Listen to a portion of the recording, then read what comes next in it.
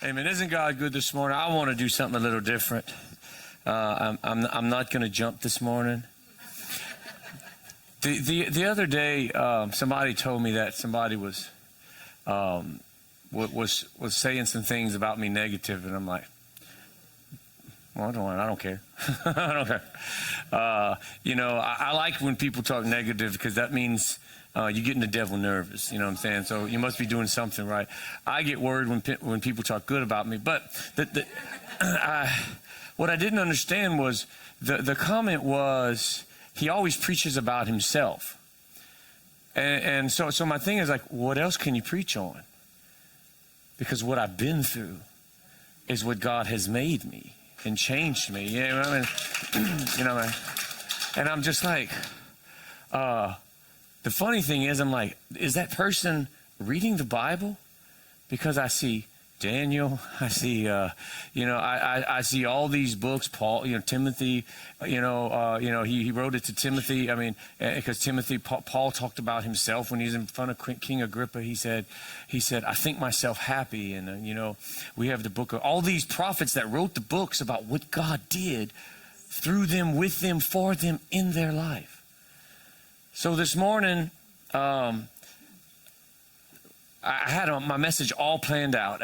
Come Sunday, I had an idea, and I had it all. Monday, I had everything planned out. I was preaching from the book of Zephaniah. I had never preached on Zephaniah before, and I'm just like, I had all these cool titles, Zephaniah the Zeppelin, and all these crazy things, and I had it all. One person got that reference. Thank you. I had it all put together. I put my scriptures in the computer, and I made them cool. And then early Tuesday morning, I actually saw a slide, and it got me thinking about something. And the Lord changed, the whole outlook, and I will try to make it through the sermon in one piece. But I started thinking about God's faithfulness in my life and what I could go back and tell myself, all the things that God has done. So I decided to write a letter to myself.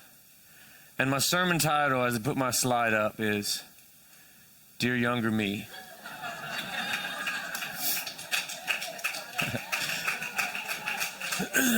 Yeah.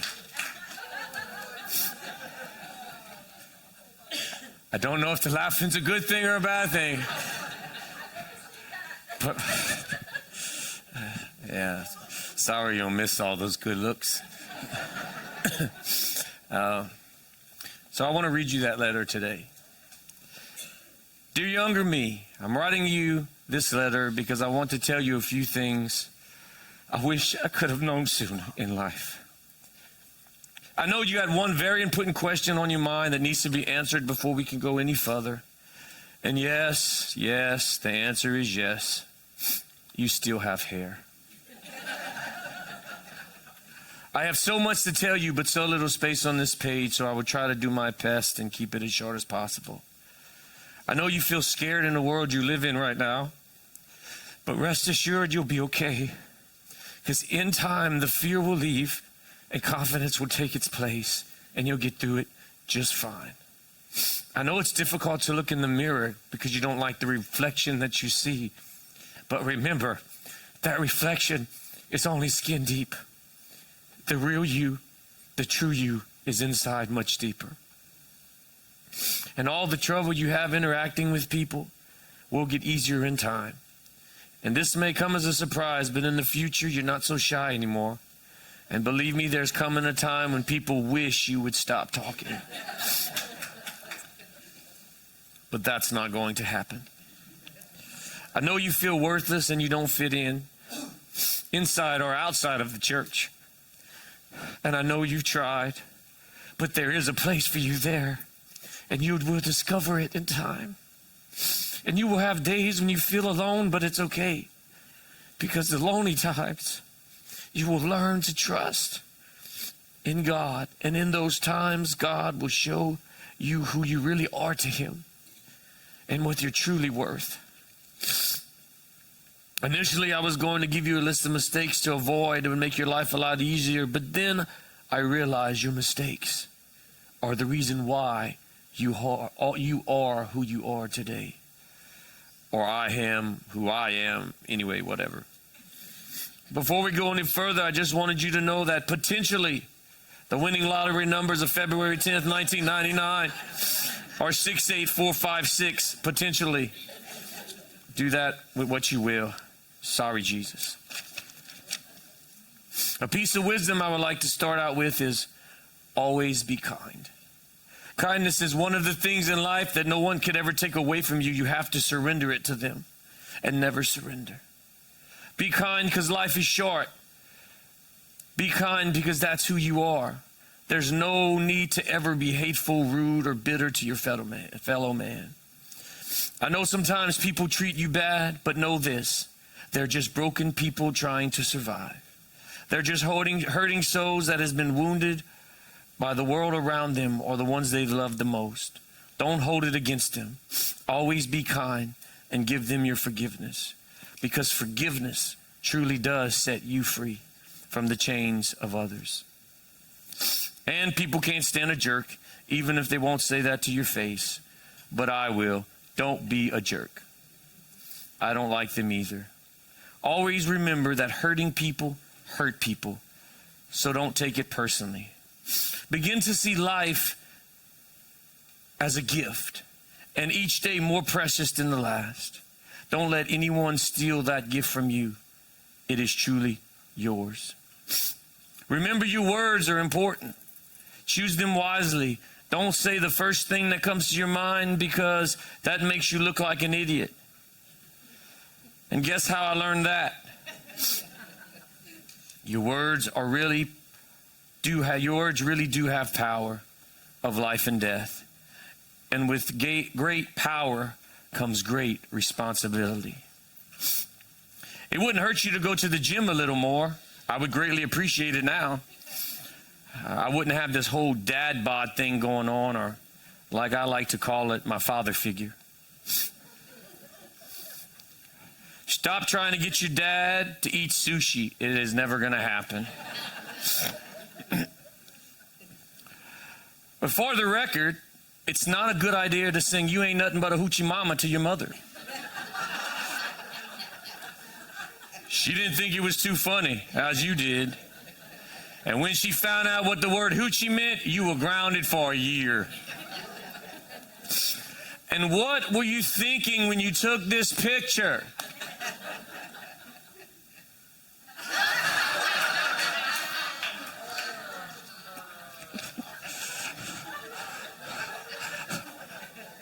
I don't know. I think I slipped in a vegetable fruit garden. I don't know. All right, get that off the screen, please.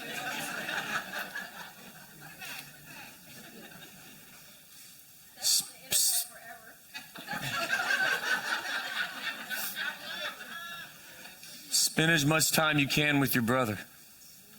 Call him every day, because he's not always going to be there. And your stupid differences don't seem so stupid. After all, don't let it keep you apart. Cherish the time you have left and let him win sometimes. After all, he's your brother and it's not a competition. And nobody likes a know-it-all smarty pants. And to be honest, looking back, I don't think I was a very good brother. So if you could treat him better, I would appreciate it. And one more thing, keep more of his song lyrics.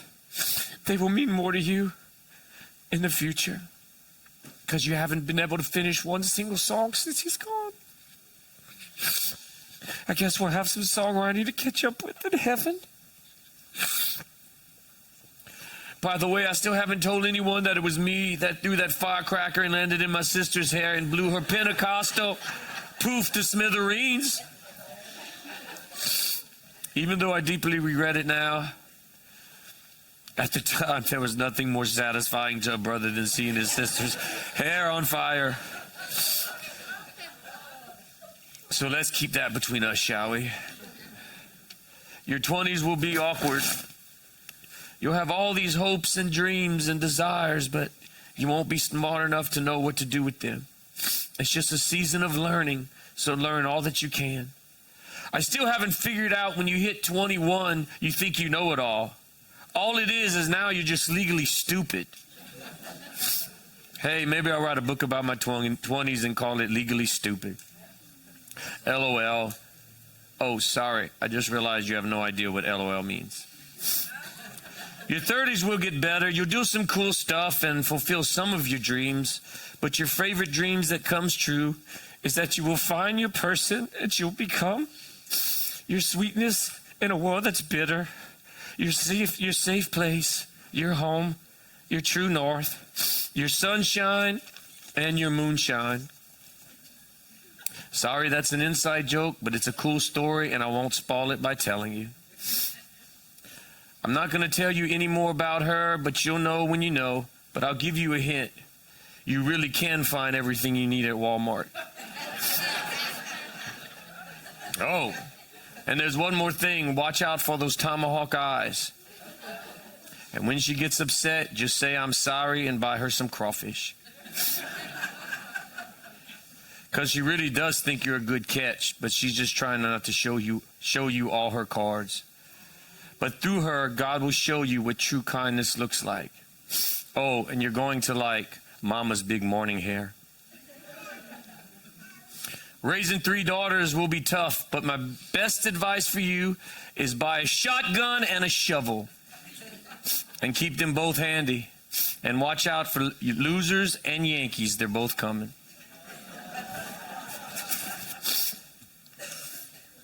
When it comes to learning how to be a good father, husband, brother, son, and friend, it's not easy. I still struggle, even now, but keep trying. In the end, you won't regret the effort you spent.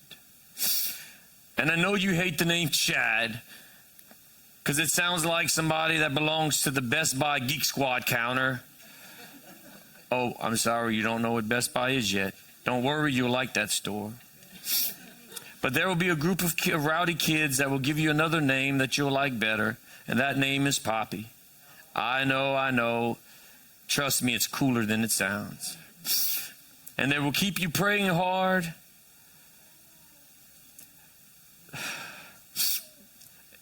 They will keep you praying hard. And watch out for Bentley and Elijah. They will try to talk you out of all your money. Don't let them. Oh, and then there's Gigi. Maybe because I'm older now, there's something special about a little girl that thinks you her everything. And by everything, I mean everything. Her playmate, her ladder, her punching bag, her protector. Someone for her to jump on, beat up, take you on walks, roll over, sleep on, lick, punch, swim in the freezing cold water, and kiss and give you ooga-moogas. But you will love the sweet way she says, Poppy, I love you. So stop what you're doing, slow down, and cherish the small moments. Because those are the things that you remember the most when they're grown up. Well, flip-flops are still legal in the future, even though they still gross me out when people wear them to restaurants when I'm trying to eat. Okay, moving on.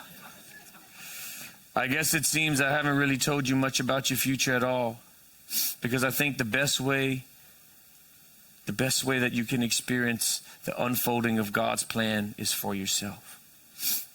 Now, looking back over the years, I see a thread through our life, weaving the intricate parts together, adding new, wonderful, exciting things, removing all the old things that are torn and tattered. You see, we really are God's handiwork. And our life is meant to reflect that. So the main reason I'm writing you this letter, because I want to let you know that God's hand is on you. And I know you don't feel him right now, and you're just trying to get through the day, but he's there. He's there right beside you. And he will reveal his purpose to you in time. You can trust him, and you can trust his plan. If I could only tell you all the things you'll see him do in the future, you would not believe me. So I'm not going to. because there's nothing better than a God surprise, because his surprises are the best. He will give you a group of amazing people to pastor, and you don't tell them thank you enough, but they're so important in what God is doing, and you can't do it without them. Yes, I know, I said pastor. Just keep an open mind. It's not as bad as you think. You have been graced for this. Most of the people will love and appreciate you, but the ones that don't, well, love and pray for them anyway. Remember what I said about broken people? They come to church too. So I guess you thought this letter was about your life and about you, but it's not about you at all. Your life and this letter are both about him. I'm writing to remind you of his faithfulness in your life. You see where God sits? He sees something in you that you can't see in yourself right now, because he will be faithful to you through your mistakes, your failures, and your wrong turns. He has a plan, and he will complete it. And somehow he will work it all out, because he's the potter and you're the clay. And through all of this, he will make you more like Jesus, so trust to him. Well, I have to go now because I have two maniac grandsons trying to drive the lawnmower.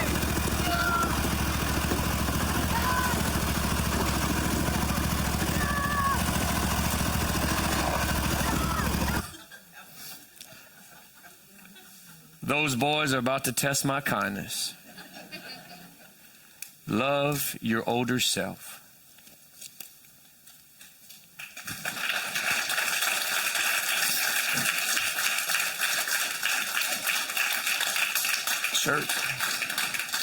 Church, if we could see God's faithfulness, where God has brought us from. Sometimes we only look at it from what we're going through, our present trial.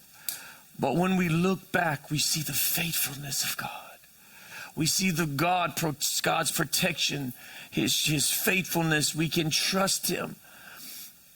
If you're in that place now to where, like I was when I was younger, that it was just seems like I don't know if I can make it. If it's like I feel the feeling that you've reached the end, you feel out of place. Maybe it's you do, because God has called you for something else, but his purpose hasn't been revealed. If you could go back and tell your younger self, or if you could go back and your older self, knows the finality of God's plan. All God is asking us to do is trust. And I know it's hard to trust in the world we live in, but you can trust someone who is faithful. Can I read you a few scriptures? 2 Timothy 2:13 says, if we are faithless, he remains faithful, for he cannot deny himself. Oh, the greatest thing is right before in 12, it says, if you deny him, he will deny you. But if we are faithless, he remains faithful, and he can't deny himself. Now, I'm going to stand here just a second. I went in and I was trying to understand, what does it mean God cannot deny himself? It's not very clear, and it can be either two things that may be the same. The way that it is written in the Greek is not very clear, but he either can't deny himself because at his core he is faithful. There's nothing unfaithful about him, and he can't deny himself as a faithful God. And on the other side is that we have been made part of him, and he won't deny you because we are part of himself. They may be the same thing, but all I know, he is faithful. So this morning, if you were faithless, I want you to know that he remains faithful. And amen. In the book of Lamentations, it said this: the steadfast love of the Lord never ceases, and his mercies never come to an end. And they are new every morning. Great is your faithfulness. Oh, hallelujah. Somebody say, great is your faithfulness. Can I read it again? Your steadfast love. When something's steadfast, it is there. You can't move it. It is stable. He says your steadfast love never ceases, and his mercies never come to an end. And they are new every morning. His mercy is new every morning. And then it says, great is your faithfulness. Somebody say, he is faithful. I would like you to read one more. And that's Psalms 119. It declares that your faithfulness endures to all generations, because you have established the earth and it stands fast. Let me tell you, his faithfulness endures. Dude, I like the word endures. So sometimes, last night when those boys were on that lawnmower, I was enduring a lot of things. I'm like, all I knew was I was going to make a phone call and say they're either hit the tree, hit the truck, or went in the ditch. But I said, hey, they have to learn some kind of way. And I endured I endured it, but he says his faithfulness endures. It's not going to stop. Something that endures means it keeps on going. It keeps on lasting. And God's faithfulness will never give up. And it don't only endure to you, it endures to all generations. And all means all. From the beginning of time, every generation have sinned. Every generation fell short. But the faithfulness of God is there. Stand fast. Amen. You want to know where the faithfulness of God is? All you have to do is turn around. When we run from him, he's still there. And all I got to do is turn around and surrender. Now, I didn't want to cry, and I've been crying all week trying to write this thing. I told Shirley last night, I said, I can't wait to that. I'm emotionally drained. But when I think of the goodness of God, when I think of the goodness what's this? Somebody write me a letter?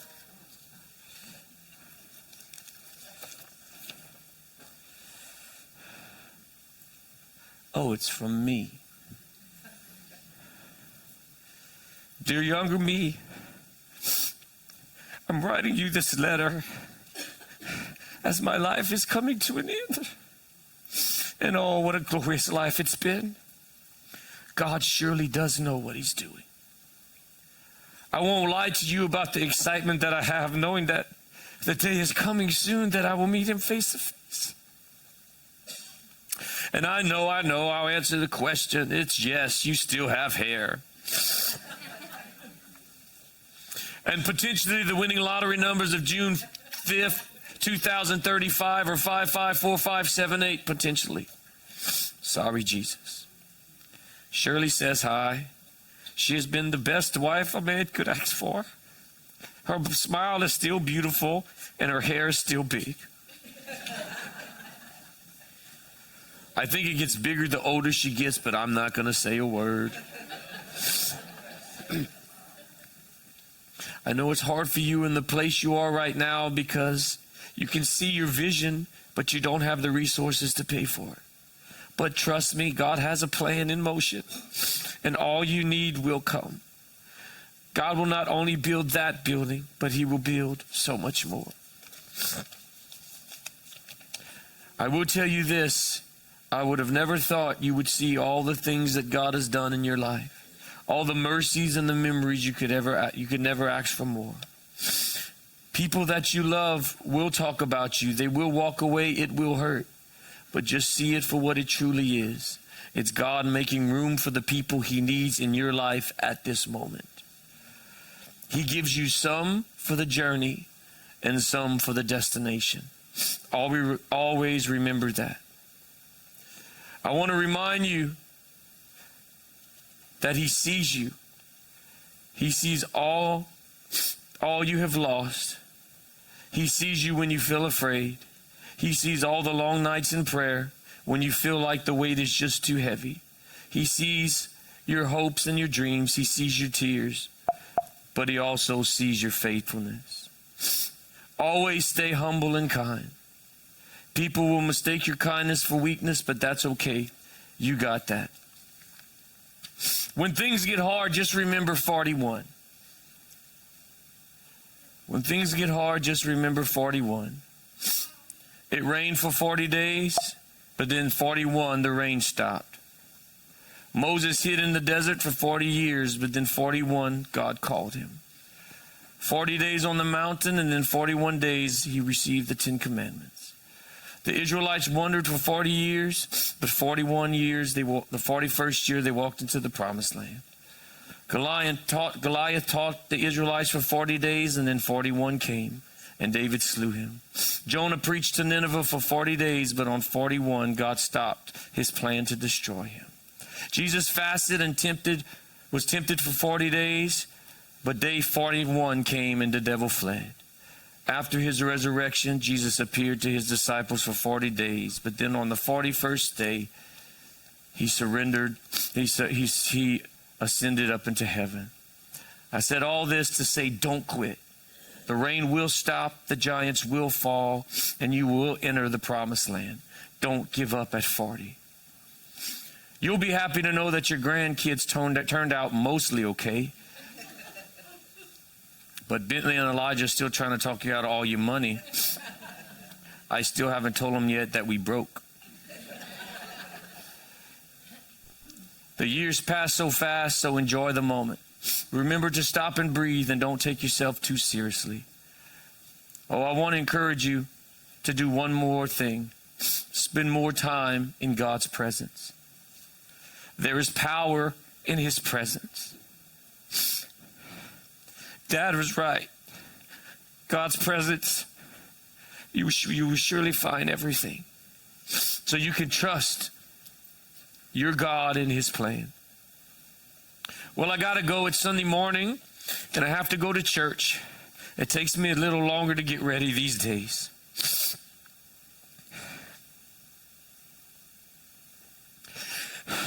Rev has become such a great preacher, just like God said he would. It was worth all the time you spent praying for him and pouring into his life, because God's not slack at his promises. I found one good use for all those grandkids. A free worship team. P.S. Tell Gigi she's not the boss. You truly can do all things through Christ that strengthens you. His servant, your older self.